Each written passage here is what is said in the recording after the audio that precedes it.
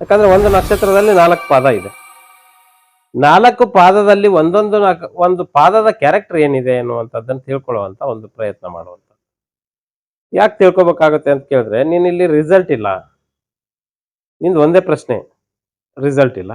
ತಿಳ್ಕೊಬೇಕು ಅಂತ ಕೈ ಹಾಕಿದೀವಿ ಅಂದ್ಮೇಲೆ ಏನಾದ್ರೂ ಆಗ್ಬೇಕದು, ಆಗುವಂಗ ತಿಳ್ಕೊಳ್ಳುವಂತ ಒಂದು ಪ್ರಯತ್ನ ತಾನೇ ಇದೆ. ಭೂಮಿ ಮೇಲೆ ಇರೋದು 4 ತತ್ವ: ಧರ್ಮ, ಅರ್ಥ, ಕಾಮ, ಮೋಕ್ಷ. ಹೌದಾ? ನೀನ್ ಯಾರು ಅಂತ ತಿಳ್ಕೊಬೇಕು ಮೊದಲು. ಹೂ ಆಮ್ ಐ? ನಾನು ಯಾರು ಅಂತ ತಿಳ್ಕೊಂಡ್ರೆ ನಾನು ಏನ್ ಮಾಡ್ಬೇಕು ಅಂತ ತೀರ್ಮಾನ ಆಗುತ್ತೆ. ಈಗ ನರ್ಸ್ ಕ್ಯಾರೆಕ್ಟರ್ ಹೇಗಿರುತ್ತೆ?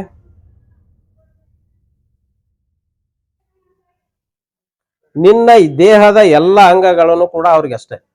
ಹೌದಾ? ತೊಳೆಯೋದಕ್ಕೆ ಅವ್ರೇನ್ ಹೇಸ್ತಾರ? ಚಿಕಿತ್ಸೆ ಮಾಡೋದಕ್ಕೆ ಹೇಸ್ತಾರ? ಒಂದು ವೇಳೆ ಅವರು ಹೇಸಿಕೊಂಡಿದ್ದರೆ ರೋಗಿ ಬದುಕುತ್ತಿರಲಿಲ್ಲ. ಇವನಲ್ಲಿ ಯಾವ ಸ್ವಭಾವ ಇದೆ? ತಾಯಿಯ ಸ್ವಭಾವ ಇದೆಯಾ? ನರ್ಸ್ ಅಂದ್ರೆ ಸುಮ್ಮನೆ ಅಲ್ಲ. ಆ ಒಂದು ನೌಕರಿ ಇದೆಯಲ್ಲ, ಆ ಡ್ಯೂಟಿ ಇದೆಯಲ್ಲ, ಅದು ಸುಮ್ಮನೆ ಮಾತಾಡುವಂತದ್ದಲ್ಲ ಅದು.